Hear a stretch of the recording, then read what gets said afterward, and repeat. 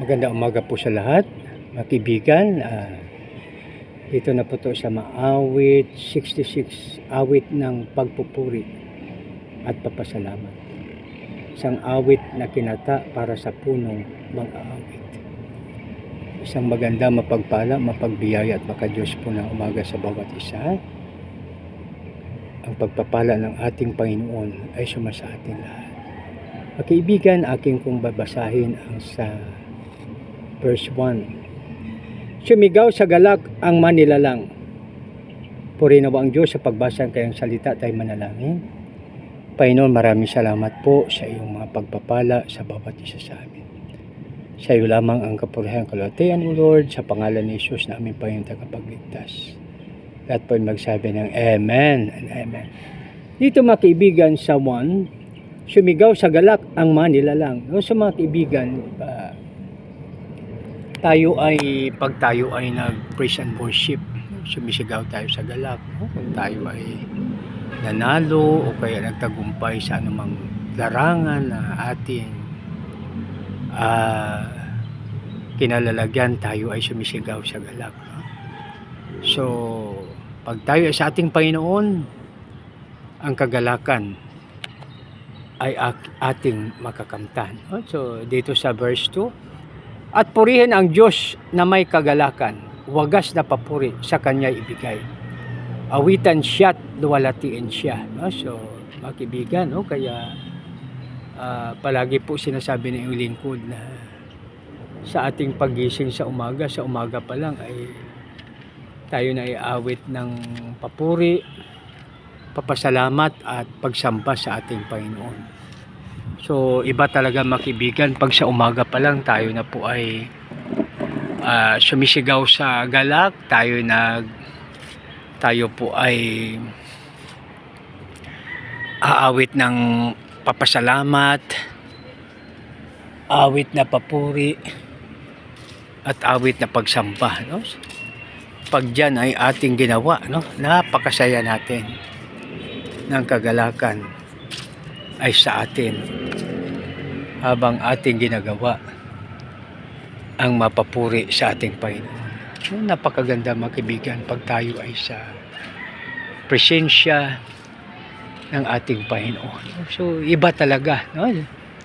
Kasi minsan sa ating pag-awit ng papasalamat, awit na pagsamba, awit na papuri, may mga ibang naramdaman tayo na pang spiritual na dimension sa ating buhay.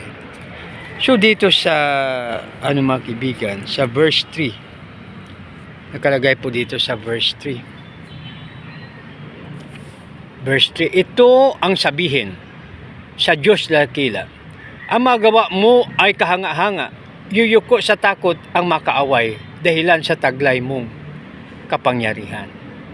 So ang ating God Almighty ay powerful, no? Gracious and powerful ang ating Panginoon. So walang makatalo sa Kanya. So powerful, no? Kaya napakaganda, no? Pag ang nasa atin ay ang the most powerful, no? So sino pang laban sa atin? Pag tayo ay sa ating Panginoon, kaya napakaganda na tayo ay sa ating Panginoon at gawin natin siyang number 1 sa atin every morning, no? So number 1 siya sa atin palagi. So yun ang pinaka-the best, no? Pag number 1 ang ating Panginoon sa atin. So maganda, no? So ngayon, ang lahat na sa lupay ikay sinasamba. Awit ng papuri yang kinakanta. Ang iyong pangalay pinupuri nila. So yan mga kaibigan, no? So napakaganda, no? So we will worship the Lord in spirit and in truth. Kaya napakaganda mga kaibigan pag tayo ay sa ating Panginoon. Sa 5, ang ginawa ng Diyos lapit at pagmasdan. Ang kahangahangang ginawa sa tanan. Naging tuyong lupa kahit na karagatan. Maninunoy nati doon dumaan. Dooy naramdaman labis na kagalakan. Kapangyarihang hari kailanman siya'y nagmamasid magpakailanman. Kaya huwag magtangkang sa kanya'y lumaban. Yan mga kaibigan. No? So ang pinakamaganda natin gagawin ay sumunod at maglingkod sa ating Panginoon ng buong puso at buong katapatan. So hindi tayo pwedeng sumuway. Napakaganda pag tayo ay susunod sa Kanya. Napakaganda magkaibigan. Makapangyarihang hari kailanman, siya'y nagmamasid magpakailanman, kaya huwag magtangkang sa Kanya'y lumaban. Ang lahat ng bansay magpuri sa Diyos, inyong iparinig papuring malugod. Iningatan niya tayong pawang buhay, di tayo bumagsak, di niya binayaan. O Diyos, sinubok mo ang iyong mahirang, sinubok mo kami upang dumalisay. At tulad ng pilak kami idinarang, iyong binayarang mahulog sa bitag. At pinagdala mo kami ng mabigat.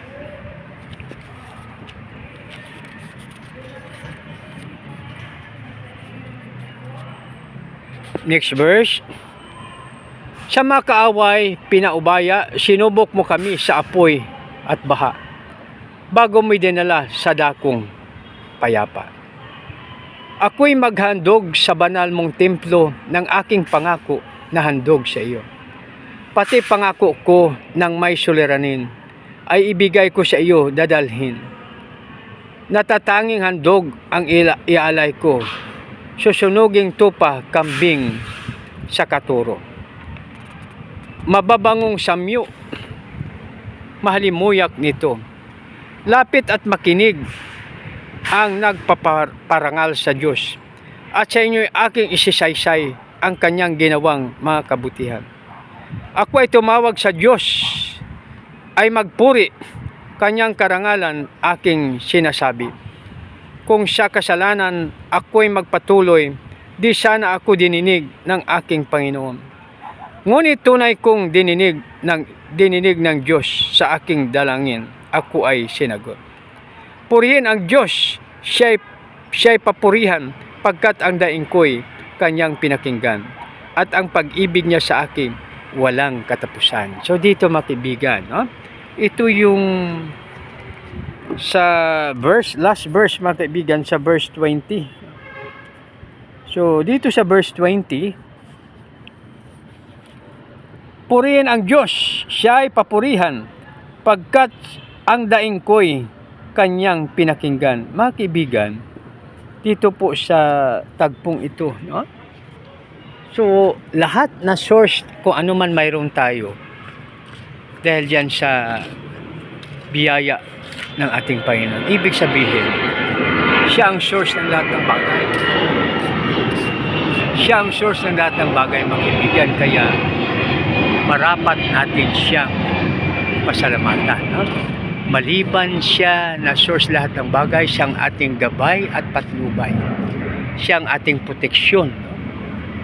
At handang tumulong sa atin sa oras ng pangailangan. Kaya mga kaibigan, no? Pag tayo ay sa ating Panginoon, safety na safety po tayo. No? So dahil siya ay nasa atin, no?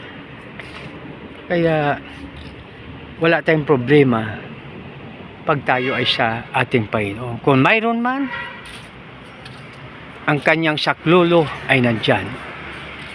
Kaya no need to worry, no? Pag tayo ay may mga problem, hindi po tayo dapat mag-worry, no? Dahil nandyan ang ating Panginoon.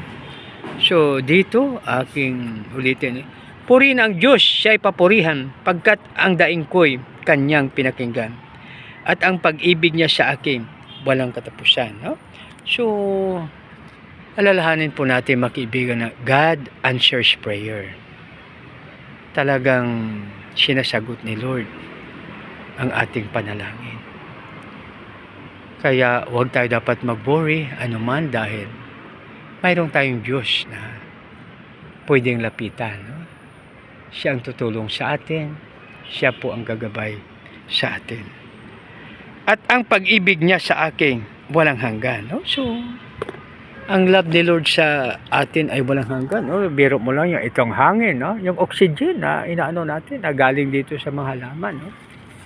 So, na isa sa mga source na oxygen na hininga natin ay ang mga halaman.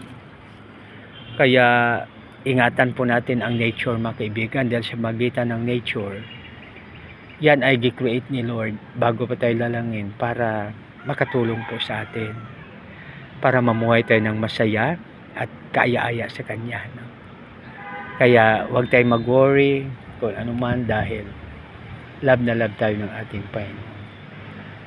So, palagi sinasabi ng abang lingkod na kung iniwan man tayo ng ating forever, no need to worry. Kung iniwan man tayo ng ating BFF, no need to worry. Dahil ang ating Panginoon ang siyang tutulong sa bawat isa sa atin. Dahil pangako niya yan na tutulungan tayo. No? So sa ngayon mga kaibigan, akin na pong babasahin mula sa 1. No? So babasahin ko mula sa 1:60. Sumigaw sa galak. Ayan. Sumigaw sa galak ang mga nilalang at purihin ang Diyos na may kagalakan. Wagas na pupuri sa Kanya ay ibigay. Ibigay, awitan siya at walatiin siya. Ito ang sabihin sa Diyos na dakila. Ang magawa mo ay kahanga-hanga, yuyuko sa takot ang makaaway, dahilan sa taglay mong kapangyarihan. Ang lahat sa lupa ikay sinasamba, awit ng papuri yaong kinakanta. Ang iyong pagpangalay, pinupuri nila. No? Sa 5, ang ginawa ng Diyos lapit at pagmasdan. Ang ginawa ng Diyos lapit at pagmasdan.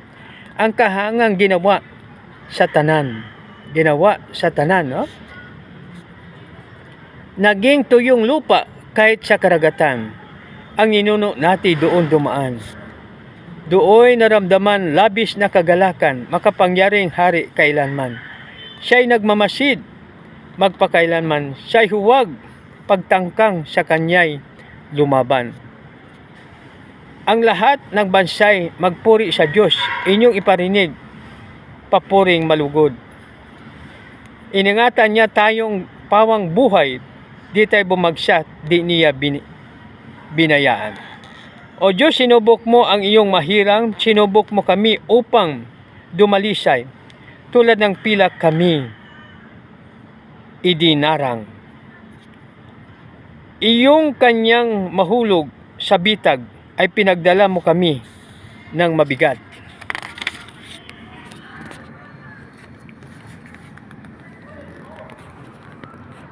Sa makaaway, pinaubaya. Sinubok mo kami sa apoy at baha, bago mo dinala sa dakong payapa. Ako'y maghandog sa banal mong templo ng aking pangako at handog sa iyo. Pati pangako ko ng may suliranin ay ibibigay ko sa iyo dadalhin. Natatanging handog ang ialay ko. Susunuging tupa kambing sa katuro. Mababangong samyo halimuyak nito. Lapit at makinig ang mga nagparangal sa Diyos at sa inyo'y aking sinaysay. Ang Kanyang ginawa, mga kabutihan. Ako ay tumawag sa Diyos, ay nagpuri Kanyang karangalan, aking sinabi. Kung sa kasalanan ako'y nagpatuloy, di sana ako dininig ng aking Panginoon. Ngunit tunay akong dininig ng Diyos sa aking dalangin. Ako ay sinagot. Purihin ang Diyos, siya ay pupurihin, pagkat ang daing ko'y Kanyang pinakinggan, at ang pag-ibig niya sa akin walang hanggan. Makibigan, tayo na po'y manalangin. Panginoon, maraming salamat po sa iyong salita. Maraming salamat po, Panginoon, at gamitin mo po kami sa makapangyarihan paraan at tulungan mo kaming makapag-share na iyong salita, O Lord. Lord, maraming salamat. Sa iyo lamang ang kapurihan, kalwatian, O Lord. Sa pangalan ni Jesus na aming Panginoon, tagapagligtas. Lahat po'y magsabi ng Amen and Amen. God bless us all.